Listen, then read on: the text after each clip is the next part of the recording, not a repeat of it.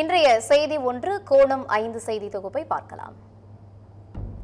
தமிழகத்தில் ஹிந்தி பெயர் பலகையை அழிக்கும் முயற்சியில் சிலர் இறங்கியிருக்கின்றனர்.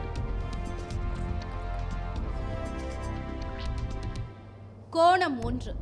மத்திய அரசு ஹிந்தியையும் சமஸ்கிருதத்தையும் திணிப்பதாக கூறி தற்போது பெரும் சர்ச்சை வெடித்திருக்கிறது. ஆனால் ஹிந்தி எழுத்துக்களை அழிப்பதால் இந்த திணிப்பை தடுத்து நிறுத்திவிட முடியாது. மாறாக போராட்டங்கள், நிர்பந்தங்கள் மூலமாகத்தான் இந்த திணிப்பை தடுக்க முடியும். கோணம் 2.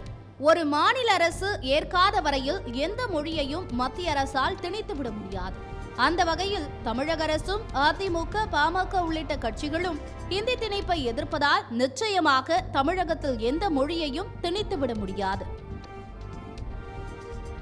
கோணம் 3. PM ஸ்ரீ திட்டத்தின் கீழ் கல்விக்கு நிதி ஒதுக்கப்படுகிறது. அந்த திட்டத்தை ஏற்காத தமிழக அரசு அந்த நிதியை கேட்பதில் நியாயமில்லை என்கிறது மத்திய அரசு. ஆனால் அந்த திட்டத்தின் கீழ் தமிழகத்துக்கும் நிதி ஒதுக்கப்பட்டிருக்கிறது. நிபந்தனை விதிக்காமல் அதனை தர வேண்டும் என்கிறது தமிழக அரசு. இதில்தான் மும்மொழி கொள்கை பிரச்சனை வெடித்திருக்கிறது.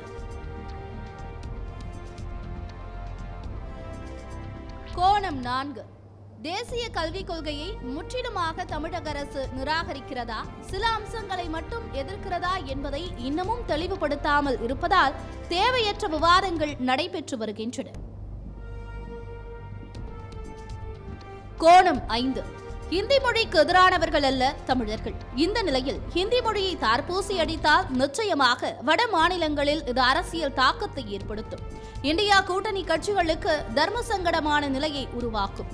எனவே போராட எத்தனையோ வழிகள் இருக்கும் போது ஒரு மொழியின் மீது தார்பூசி அழிப்பது விவேகமானதல்ல.